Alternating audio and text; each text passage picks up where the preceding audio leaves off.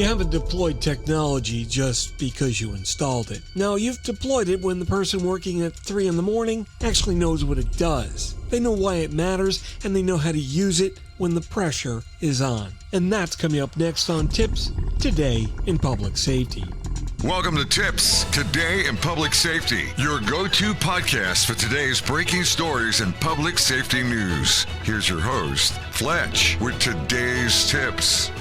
Welcome to TiPS Today in Public Safety. This is Fletch. I'm a NEMA certified ENP, and every Monday, Wednesday, and Friday, I bring you all the important topics about public safety and communications. A couple of days ago on Monday, we talked about why the conference isn't the implementation plan. A good idea doesn't become progress just because it sounded good in the ballroom, looked great in the demo, or showed up home in somebody's notes. No, it becomes progress when it's owned, understood, and put into operational practice. But today I want to take that one step further. Training is the first deployment. Now, I know that might sound obvious, but I've watched way too many projects get labeled complete right after the equipment got installed and the software was turned on, or the vendor completed the functional demonstration. That's not a deployment. That's an installation. No, the real deployment is when the people who have to use the system completely understand how it fits into their workflow.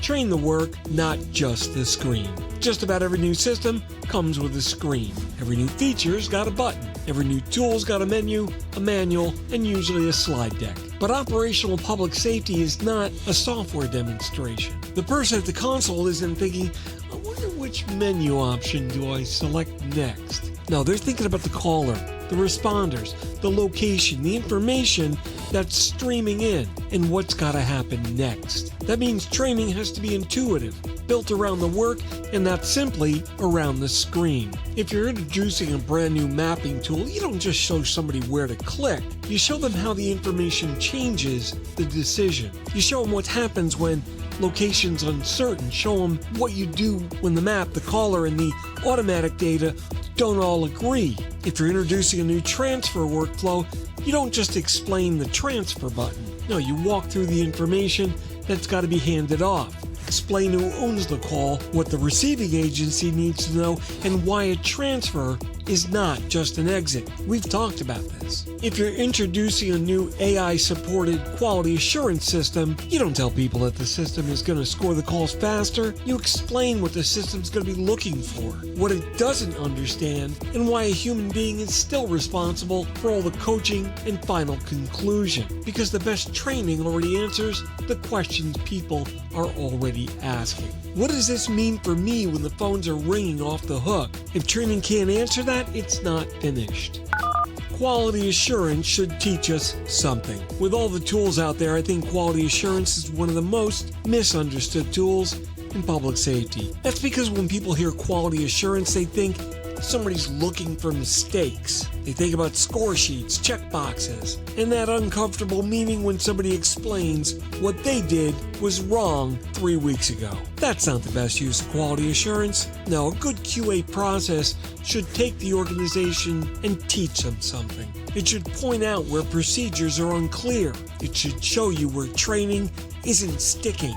It should be revealing problems in location information, call transfers, policy, technology, or supervision. If you've got 5 people all making the same mistake, you probably don't have a people problem. You've got a process problem. If your people are consistently confused by a new system feature, don't just assume that they're resistant to change.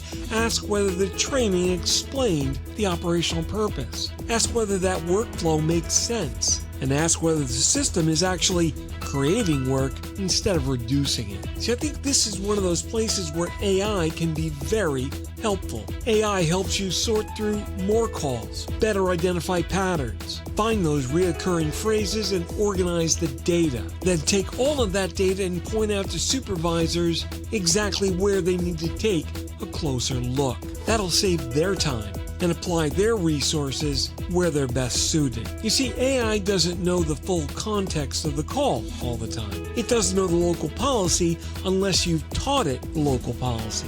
It probably doesn't understand the the tone of the caller, the judgment of a telecommunicator, or the reality of a chaotic incident, especially when compared to an experienced human being. But the tool still has value.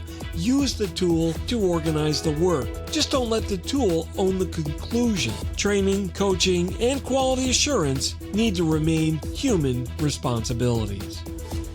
I'll say it again, the real test is 3 o'clock in the morning. That's my simple test for any new technology, policy, or process. Can the person working in the middle of the graveyard shift use it correctly without having to search for a manual, call a supervisor, or guess what the organization intended?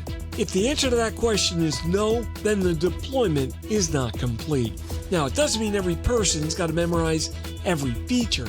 It means the important things have to be practical, accessible, and reinforced. Remember, people learn differently. Some need to see it, some need to hear it, some need to do it, and most of us need to do it more than once before it becomes muscle memory and the way we work. That means training can't be a single one-time event before go live.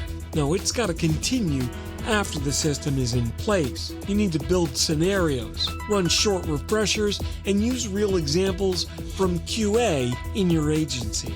Let your people ask questions without feeling like they're admitting failure, and give your supervisors the tools to coach, not just correct. And remember, when technology changes, you've got to change the training with it. The fall weather is coming, and on Friday we're going to talk about preparedness and why you don't get to practice during the storm. Training is all part of that preparedness. You can't wait for the major incident to discover that people don't understand the routing, the backup system, the mutual aid procedure, or the information that they're supposed to share. Now, that work's got to be learned before the pressure arrives. The bottom line. Remember, technology isn't deployed just because it's installed. No, it's deployed when the people who depend on it can use it with confidence, judgment, and purpose. Training isn't what happens before the work. Training is how the work becomes reliable. And that wraps up this episode of TiPS Today in Public Safety. This is Fletch. Thanks so much for listening. We'll catch you next time. Take care. Hey, it's Fletch. Thanks so much for joining me today. I really hope you learned something new. Please remember to like and subscribe so you'll be notified of all of our new episodes. TiPS publishes 3 times each week on Monday, Wednesday, and Friday mornings at 8 a.m. Eastern. You can also listen to or read my blogs and other long-form content at fletch.tv, and my professional website with all my contact information is at fletch911.com. Once again, thanks so much for spending some time with me. And if you're in public safety, as always, thanks for what you do every single day. We'll catch you later. Take care. You've been listening to TiPS Today in Public Safety, your go-to podcast for today's breaking stories and public safety news. Hosted by Fletch and available every Monday, Wednesday, and Friday. Catch past episodes on 911tips.com. I am Spider Harrison, the official 911 voiceover dude. No small animals were harmed in the making of this podcast. However, it may contain peanuts, or peanuts may have been used in its production. This content is void where prohibited or expressly forbidden by law. And by the way, I said peanuts.